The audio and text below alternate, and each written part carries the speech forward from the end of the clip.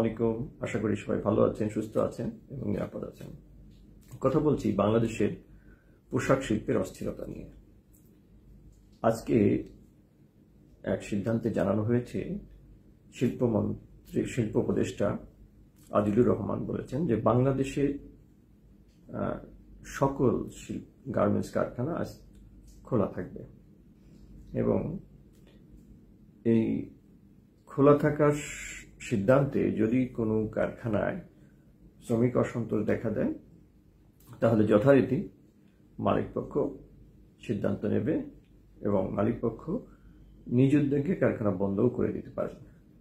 যাই হোক, এটা একটা সিদ্ধান্ত। কিন্তু যে কথাগুলো বলবো যে বাংলাদেশে গার্মেন্টস কারখানায় হঠাৎ করেই শ্রমিক অসন্তোষ কেন হলো? এই শ্রমিক অসন্তোষের পিছনে যদিও অনেকে বলার চেষ্টা করছে যে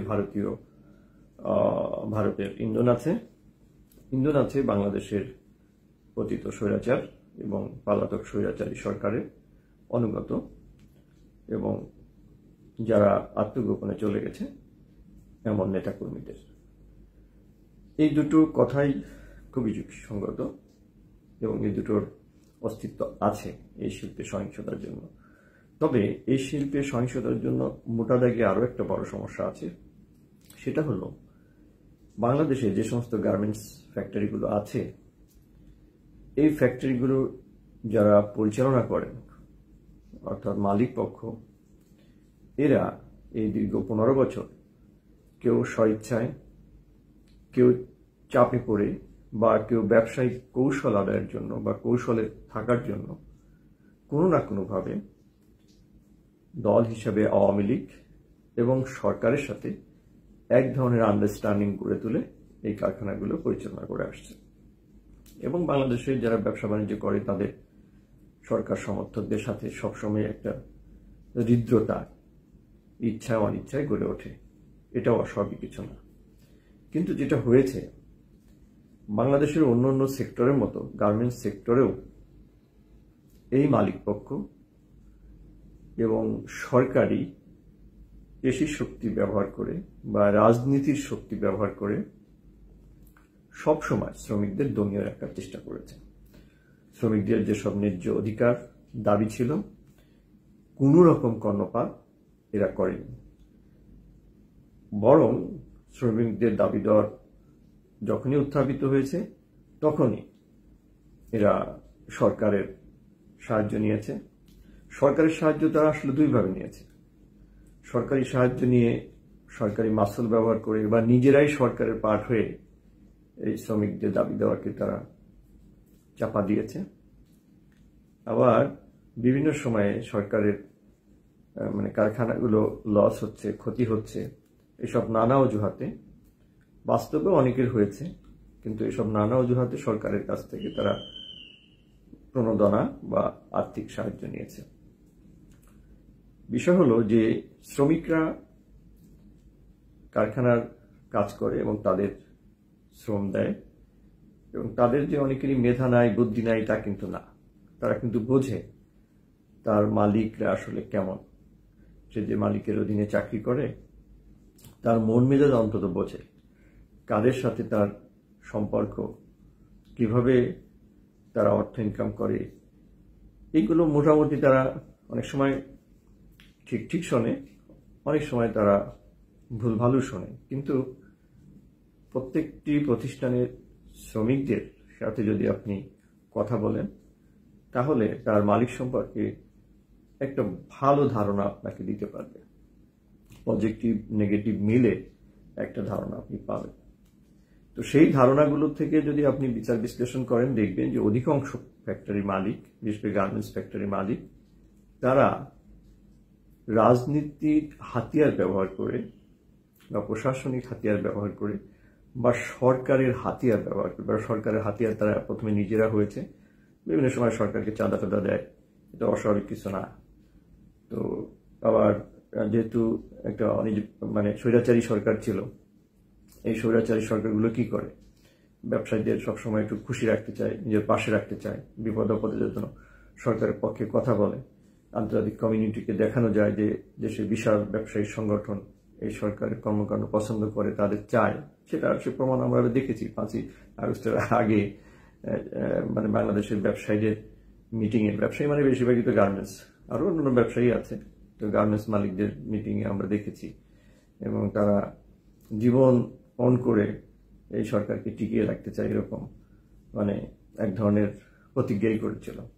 যা প্রসঙ্গ যেটা বলছিলাম, যে এই যে রাজনীতির হাতিয়ার ব্যবহার করে শ্রমিকদের ছোট্ট ছোট্ট দাবিকেও এরা কবর দিয়ে রেখেছিল। যদিও আজকে একে আজাদ সাহেব বলছেন যে যদি আর্মি না থাকতো তাহলে সব কারখানা লুট হয়ে যেত। ধরুন, এই কারখানা কারা লুট করত? এই কারখানা কি ঢাকা শহরের ছাত্ররা যা লুট করত? না। এই কারখানা কি বিএনপির যে কোনো জেলার নেতাকর্মী গিয়ে লুট করত? না। বা যে এলাকায় কারখানাগুলো আছে সেই সমস্ত এলাকার বিএনপি নেতাকর্মী জায়গায় লুট করত? না। এই কারখানাগুলোতে আক্রমণ, হাঙ্গামা, যাই হোক, সেখানে খোঁজ নিয়ে দেখেন যে ওই কারখানায় কর্মরত যে সমস্ত শ্রমিক কর্মচারী আছে তারাও এদের সাথে যুক্ত। এখন প্রশ্ন হলো যে আন্দোলন বা হাঙ্গামা বা মারপিট তখন কখন করে মানুষ? কখন একজন শ্রমিক তার কারখানার মালিকের উপরে লাঠি ধরতে যায়, ইট ছুটতে যায়, তার কারখানায় আগুন দিতে চায়, ভাঙচুর করতে যায়? কখন যায়? যখন কারখানার মালিকরা এইসব খেটে খাওয়া মানুষদের ন্যূনতম স্পেস দিতে রাজি না, তখন এইসব কর্মকাণ্ডগুলো ঘটে। এটা হলো একেবারে রিয়েল ফিগার, রিয়েল বাস্তবতা। যেভাবেই ব্যাখ্যা করা হোক, যেভাবে আড়াল করা হোক, মালিকরা যেভাবেই সরকারকে তাদের দোষকে ঢেকে সরকারের সামনে তাদের অসত্য প্রকাশ করুক, বা শ্রমিকদের যেভাবেই মানে ক্রিটিসাইজ করা হোক, যে পক্ষের লোক হিসাবেই সামনে চিত্রায়িত করা হোক, বাস্তবতা হলো এই। দ্বিতীয় আরেকটা কারণ আছে। দ্বিতীয় কারণ হলো যেহেতু গার্মেন্টস ফ্যাক্টরিগুলো একটা রাজনৈতিক ছত্রছায়ায় তাদের ব্যবসা বাণিজ্য করতো, ওই যে বললাম শুরুতেই যে ইচ্ছায় অনিচ্ছায় তারা একটা রাজনৈতিক বৃত্তির মধ্যে থেকে ব্যবসা করে প্রত্যেকটা মালিক। তো এখন দীর্ঘদিন ধরে তারা নিজেরা যেমন আওয়ামী লীগ হয়ে গিয়েছিল, আওয়ামী লীগের দাপট ব্যবহার করতো মালিকরা, তেমনিভাবে কারখানায় অন্য যারা সাপ্লায়ারের কাজ করতো বা বিভিন্ন ধরনের ছোটখাটো এবং ঝুট ব্যবসার কথা বলা হয়, স্টক লট ব্যবসার কথা বলা হয়, এরকম নানা ধরনের সাপ্লাই আছে। একটা গার্মেন্টস ফ্যাক্টরি বা একটা টেক্সটাইল ইন্ডাস্ট্রির যে ব্যাকওয়ার্ড লিঙ্কেজ বা বিভিন্ন ধরনের র মেটেরিয়াল সাপ্লাই, এটাও কিন্তু একটা সিন্ডিকেট হয়ে গিয়েছিল, যেখানে আওয়ামী লীগ বা আওয়ামী লীগ মদতপুষ্ট লোক না থাকলে বা একজন সাধারণ মানুষ কিন্তু ব্যবসা করাটা সহজ না। যেমন মনে করেন একটা গার্মেন্টস ফ্যাক্টরিতে এক্সেসরি সাপ্লাই দেয়, মনে করেন একজন লোক বাটন সাপ্লাই দেয় বা হ্যান্ডটেক সাপ্লাই দেয়, তো এই সাপ্লাইটা আসলে কে পায়? না, সুস্থ ব্যবসা থাকলে, বিজনেস থাকলে মালিকরা হয়তো একদম ভালো সাপ্লায়ার যে তার টাইমলি দিতে পারবে, কোয়ালিটি সম্পন্ন করে দিতে পারবে, সে ধরনের লোকগুলোকেই তারা বা সে ধরনের প্রতিষ্ঠানকে তারা কাজ দেয়। কিন্তু বাস্তবতা হয়তো তাই পরে সে ধরনের প্রতিষ্ঠানকে কাজ দিতে হয়, কিন্তু এই যে নিরীহ সাপ্লায়ার, এই কিন্তু ওই ফ্যাক্টরিতে কাজ পেতে গেলে তার কিন্তু আর এক চাঁদা দিতে হয়। সেই চাঁদা কাদের দিতে হয়? ওই যে যখন যে সরকার, বিশেষ করে গত 15 বছরে আওয়ামী লীগ সরকারের যে অনুগত লোকজন যারা মালিকদের দেখে শুনে রাখে, একটা কথা হলো যে আমরা আমাদের এলাকায় আপনাদের তো দেখাশোনা করে রাখি, আপনারা ব্যবসা করেন, তো ওইখানে আরেকটা বলয় আছে, আরেকটা বৃত্ত আছে, সেই বৃত্ত ভেদ করে এই সাপ্লায়ারদের কাজ করতে হয়। তো এই যে হিসাব নিকাশগুলো, এগুলো কিন্তু 5ই আগস্টের পরে উল্টে গেছে। মোটামুটি যারা সাপ্লায়ার ছিল তারা কিন্তু আর পিছনে ব্যাকআপ সাপোর্টটা পাচ্ছে না, বা যারা স্টক লট বিজনেস করতো তারা কিন্তু আর মালগুলো পাচ্ছে না, বা যারা অন্য ছোট ছোট নানা ধরনের সেবার সাথে যুক্ত ছিল তাদেরও কিন্তু রুটটা ডিসকানেক্ট হয়ে গেছে। সবতে কারখানা তো চালু থাকলে এগুলো লাগবে, তো এগুলো কি করবে? এগুলো তো নতুন যারা আছে, যারা একসময় এখানে ব্যবসা করতে পারতো না বা কাজ করতে পারতো না, তারা সংগঠিত হচ্ছে, জড়ো হচ্ছে, তারা এখানে ব্যবসা করার জন্য ঢুকতেছে। মজার ব্যাপার হলো শিল্প ইন্ডাস্ট্রি এলাকায় কিন্তু অবৈধ কর্মকাণ্ড বলতে এটাই হয়, মানে ব্যবসা করার সুবিধা।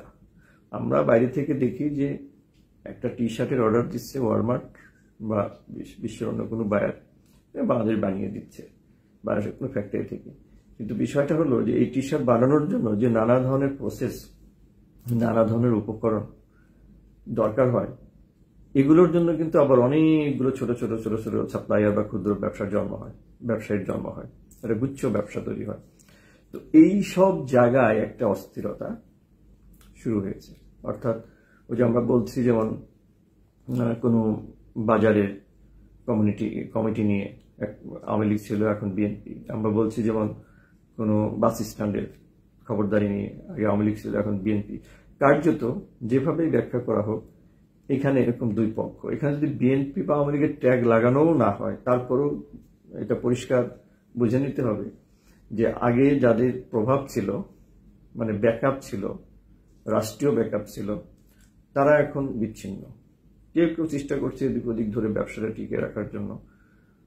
তো সেই জায়গায় বিএনপি আসছে, বা বিএনপি যারা এখন ব্যবসা ছিল না বা আগের ব্যবসা করার সময় অনেক টাকা আটকে গেছে, ধরা খেয়েছে, তারা সেটা সবই। এইসব কারণে কিন্তু ইন্টারনাল যে অস্থিরতা, এটা কিন্তু ধুমায়িত হয়েছে এবং সেটাই এই বারুদ তৈরি করেছে। এবং এর পিছনে আরেকটা কারণ আছে। আরেকটা কারণ হলো যে বাংলাদেশের কারখানাগুলোতে গার্মেন্টস এবং টেক্সটাইল ইন্ডাস্ট্রি বা রিলেটেড ইন্ডাস্ট্রিতে বলা হয়, যদিও প্রকৃত স্ট্যাটিস্টিক্স নাই, বলা হয় অন্তত 1 লাখ ভারতীয় নাগরিক কাজ করে। আমার ব্যক্তিগত অভিজ্ঞতা আছে, হ্যাঁ, ভারতীয় নাগরিকরা এখানে কাজ করে। আমি অন্তত বাংলাদেশের বেশ বড় বড় কয়েকটা প্রতিষ্ঠানের খবর জানি যে তারা বাংলাদেশে ইন্ডিয়ান লোকগুলো এখানে নিয়োগ দিত। এবং ইন্ডিয়ান লোকগুলো নিয়োগ দেওয়ার পিছনে তাদেরও একটা কথা ছিল যে তারা ইন্ডিয়ান লোকগুলো নিয়োগ দিলে ওরা একটু টেকনিক্যালি সাউন্ডেড হয়, ভালো ইংরেজি জানে, বা টেক্সটাইল সম্পর্কে ভালো ধারণা আছে, ডিজাইন ডেভেলপের ক্ষেত্রে, কোয়ালিটি চেকের ক্ষেত্রে মোটামুটি একাডেমিক পড়ালেখা আছে, এ ধরনের ব্যাখ্যা দেওয়া হয়। কিন্তু এটা দেওয়া হলেও এটা যুগ যুগ ধরে কিন্তু এই টেকনোলজি শেখার যে পর্যায়ে তারা কাজ করে, যুগ যুগ ধরে কিন্তু তাদের সাপোর্টের দরকার নেই। কিন্তু মালিকরা তারপরও তাদের রাখে। শুধু রাখে না, বাংলাদেশের একজন মার্চেন্ডাইজারকে যদি 1 লাখ টাকা বেতন দিতে হয় বা দিতে মালিকপক্ষ কষ্ট পায়, 5 লাখ টাকা দিয়ে ঠিক একই মার্চেন্ডাইজারকে দিয়ে সে কাজ করাতে কষ্ট পায় না। প্রোডাক্টিভিটি একই, কিন্তু সে এটা দিতে রাজি থাকে বা দেয়। এরকম নানা কাজ কিন্তু মালিকপক্ষ করে আসছে, দীর্ঘদিন ধরেই করে আসছে। এবং বিশেষ করে ইন্ডিয়া এবং শ্রীলঙ্কা, ইন্ডিয়া বেশি, এবং চাইনিজদেরও অবস্থান এখানে আছে। এখন প্রশ্ন হলো যে ইন্ডিয়ান যে লোকগুলো এখানে কাজ করে, তারা কি মানে লিগ্যাল ওয়েতে করে? লিগ্যাল বলতে তাদের কি এখানে ওয়ার্ক পারমিট আছে? না। তাদের বলা হয়, স্ট্যাটিস্টিক্স ভালো করে হয়তো আমরা বলতে পারবো না, 10% হয়তো ওয়ার্ক পারমিট নিয়ে আসে, আর অনেকেই ওয়ার্ক পারমিট নিয়ে নাই এখানে। তারা ট্যুরিস্ট ভিসা আসে, এবং অনেকে গোপনেও কাজ করছে দীর্ঘদিন ধরে। এবং যারা ওয়ার্ক পারমিট নিয়ে কাজ করছে তাদের কিন্তু ডলারে পে করতে হচ্ছে, এবং যারা ওয়ার্ক পারমিট নিয়ে কাজ করছে না বা গোপনে কাজ করছে তাদেরও কিন্তু ডলারেই পে করতে হচ্ছে। কিন্তু দুঃখজনক হলো যে এই টাকাগুলো, এই ডলার বা এই পেমেন্টগুলো যাচ্ছে হচ্ছিল অবৈধভাবে, হন্ডি হয়ে।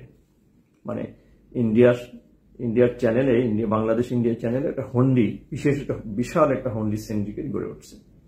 বাংলাদেশ রাজস্ব হারাচ্ছে, বাংলাদেশের ডলার চলে যাচ্ছে। এই যে একটা চক্র, এই চক্রও কিন্তু এই সময় ধাক্কাটা খেয়েছে।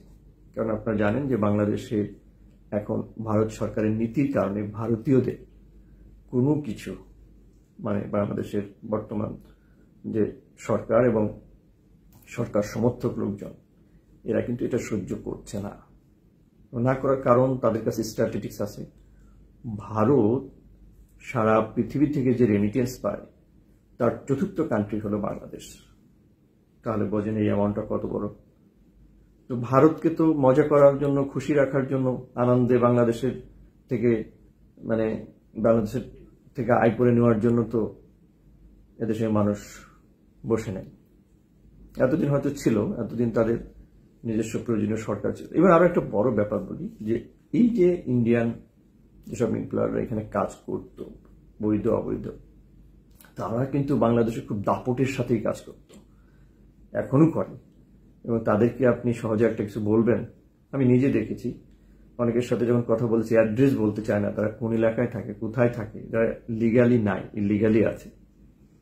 যারা লিগালি আছে তারা কিন্তু পুরা প্রতিষ্ঠানটাকে একরকম শাসনের উপরে রাখে, মানে এক ধরনের মানে কি বলা যায় যে শক্ত হাতে, বা তাদের ইচ্ছার বিরুদ্ধে প্রতিষ্ঠানের মালিকও অনেক সময় কিছু করেন না, সমীহ করেন। বিষয়টা হলো সমীহ করেন।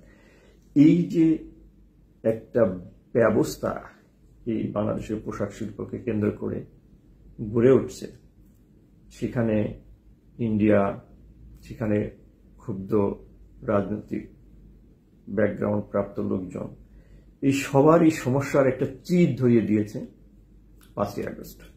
অর্থাৎ 5ই আগস্ট শুধু শেখ হাসিনা সরকারকে বিদায় করেছে বিষয়টা এরকম না, প্রতিটা শিকড় বাকড়, মানে সব জায়গায়, ব্যবসার ক্ষেত্রে, ইন্ডাস্ট্রির ক্ষেত্রে একে আজাদরা হয়তো এর প্রকৃত কারণটা সবাই জানে, সবাই খুব ভালো মতো জানে, কারণ যদি ব্যবসা করে তারা সবাই জানে, কিন্তু প্রকৃত কারণটা কেউ সামনে আনছে না।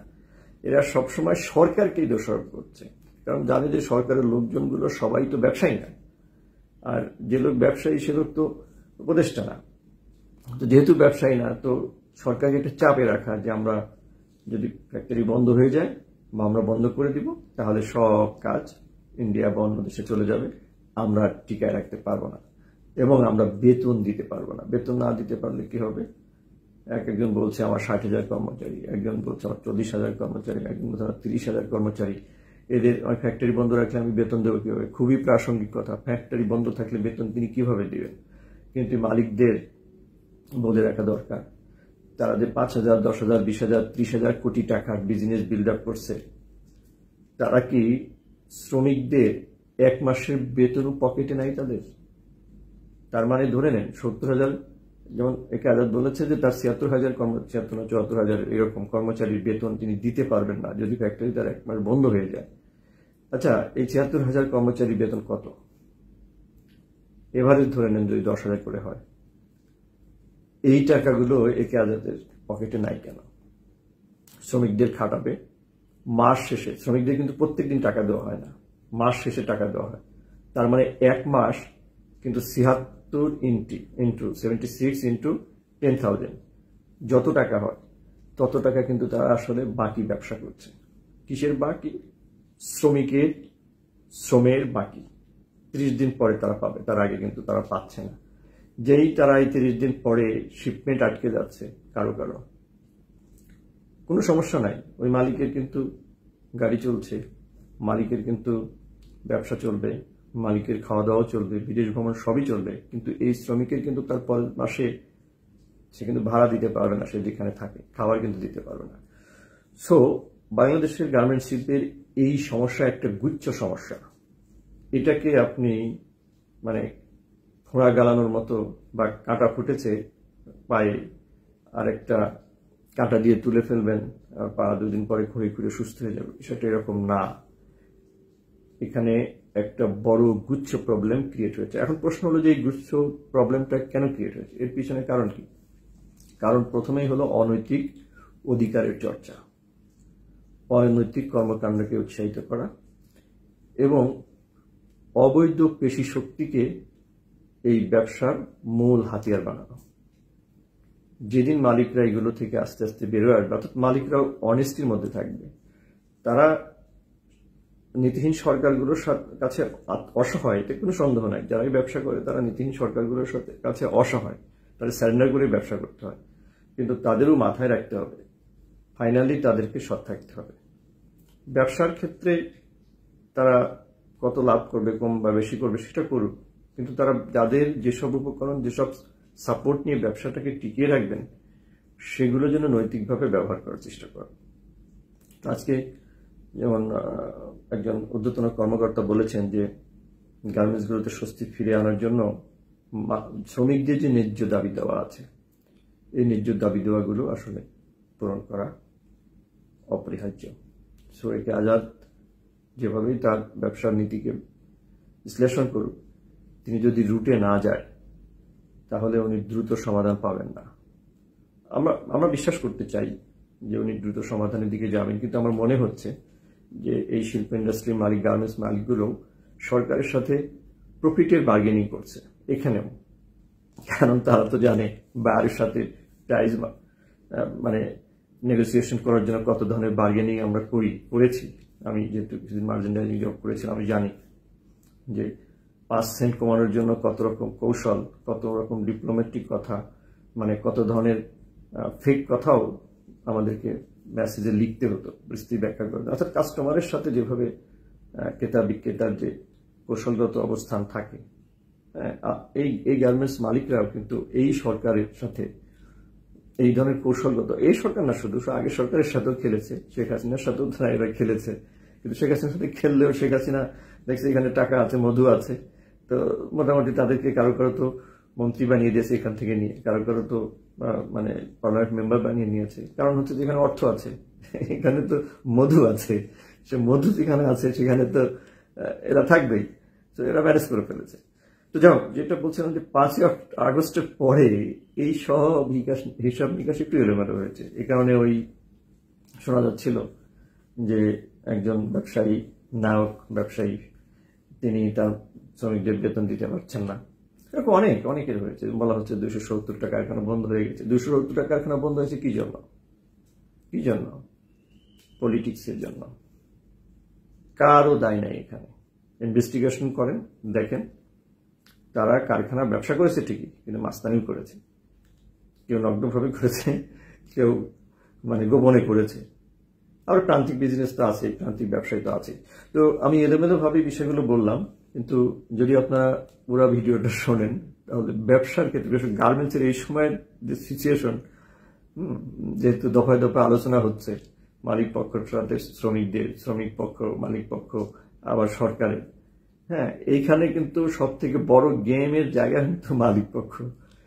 এরা কিন্তু বোঝেন তো, যে বাইরের সাথে যখন প্রাইস নিয়ে নেগোসিয়েশন করে, এরা শ্রমিকদের ঘটনা নিয়ে নেগোসিয়েশন করে। মানে শ্রমিকরা যদি মানে ডালে ডালে থাকে, এরা পাতায় পাতায়। ঠিক সরকারের ক্ষেত্রেও তাই। সরকার এরা খুব ভালোভাবে, এখন আরো কয়েকদিন পর আর ভালোভাবে ধরবে, এখনো অবশ্য ভালোভাবে ধরছে না, মোটামুটি ভয়ে ভয়ে ধরছে। কারণ সরকার তো ব্যবসা করে না, সরকারে যারা আসে, শেখ হাসিনা কি ব্যবসায়ী না, খালেদা কি ব্যবসায়ী না, বা তার আশেপাশে যারা ছাত্র নেতারা ছিল, বা রিটায়ার্ড আর্মি অফিসার রাজনীতি করতেছে, বা একজন আইনজীবী রাজনীতি করতেছে, পার্লামেন্ট মেম্বার হচ্ছে, এরা কি ব্যবসায়ী তো না। এদের ব্যবসায়ী হতে হবে তাও না, কিন্তু ঘটনা হলো যে এই ব্যবসায়ীরা এদেরকে নাকা নিচু পানি খাইয়ে, এই যে ব্যাংকে যে হাজার হাজার কোটি টাকার ঋণ খেলাপি হয়েছে, ঋণ খেলাপি কারা? খোঁজ নিয়ে দেখেন, এই বেশিরভাগই হলো গার্মেন্টসের মালিক, টেক্সটাইলের মালিক বা অন্য ইন্ডাস্ট্রিগুলোর মালিক। আর গার্মেন্টসের মালিক বেশিরভাগ, কারণ প্রায় বাংলাদেশে এই মুহূর্তে যাদের বড় বড় ব্যবসা আছে, প্রায় 90% ব্যবসায়ী গার্মেন্টস আছে, বাইং হাউস আছে। তো সত্যি ভিউয়ার্স, আশা করি বুঝতে পেরেছেন যে এই গার্মেন্টসের সমস্যাগুলো সরকার একটু শক্ত হতে হবে। মালিকরা যা বললো তাই মেনে নিয়ে চেপে থাকার সুযোগ নেই। গার্মেন্টস ফ্যাক্টরি বন্ধ রাখলে, 15 দিন বন্ধ রাখলে শ্রমিকের যেমন ক্ষতি, মালিকেরও তেমন ক্ষতি। শ্রমিকের ক্ষতিতে হয়তো তার পেটে ভাত আসবে না, তার বাসা ভাড়া দিতে পারবে না। মালিকেরও কিন্তু টাকার শোক, মানে ব্যবসা করতে লাভ হলো না, শোক। এবং কারখানার যন্ত্রপাতি কিন্তু 2 মাস 3 মাস থাকলে আস্তে আস্তে নষ্ট হবে। আর কারখানা যদি বন্ধ রাখে, তাহলে যদি কোনো কারখানা বন্ধ রাখে মালিক পক্ষ, শ্রমিকরা যেমন একদিকে কারখানা আসবে না, আর একদিকে কারখানার অস্তিত্ব কিন্তু ঠিক রাখে না। এটা হলো রিয়েলিটি। শ্রমিকদের মানে ম্যানেজমেন্ট করা খুব সহজ কাজ নয়, এটাও সত্য, কিন্তু সবসময় গুটিটা মালিকদের হাতে। অর্থাৎ সরকারকে আলোচনায় যে সিদ্ধান্তই আসুক, তাদেরকে অবশ্যই মালিক পক্ষের উপরে চাপ প্রয়োগ করতে হবে এবং শ্রমিকদের ন্যায্য দাবি দাওয়াগুলো ন্যূনতম পূরণ করতে হবে। এবং তাদেরকে এখনই বলতে হবে, বাংলাদেশে বাইং হাউস এবং গার্মেন্টসে যে সমস্ত ইন্ডিয়ান আছে, টেকনিক্যাল পর্যায়ে হোক, আর কি বলা যায় যে ডিজাইন ডেভেলপমেন্টের পর্যায়ে হোক, মার্চেন্ডাইজিং হোক, বা কমার্শিয়ালে হোক, বা অ্যাডমিনিস্ট্রেশনে হোক, যে জায়গায় কাজ করছে তাদেরকে আস্তে আস্তে বের করতে হবে। এই একটা আলটিমেটামে আসতে হবে, নইলে এই সব কিছু মিলে ভারত, আওয়ামী লীগ আর সুবিধাপ্রাপ্ত বা সুবিধা খোঁজা মানুষগুলো, এই তিনটা গ্রুপ সবসময় এগুলোকে অস্থিতিশীল অবস্থায় রাখবে। সহজ কোনো সমাধান আসবে না। তো সম্মানিত বন্ধুরা, ভালো থাকুন, সুস্থ থাকুন, নিরাপদ থাকুন। ভালো লাগলে এই ভিডিওটা লাইক দেন এবং শেয়ার করুন। আল্লাহ হাফিজ।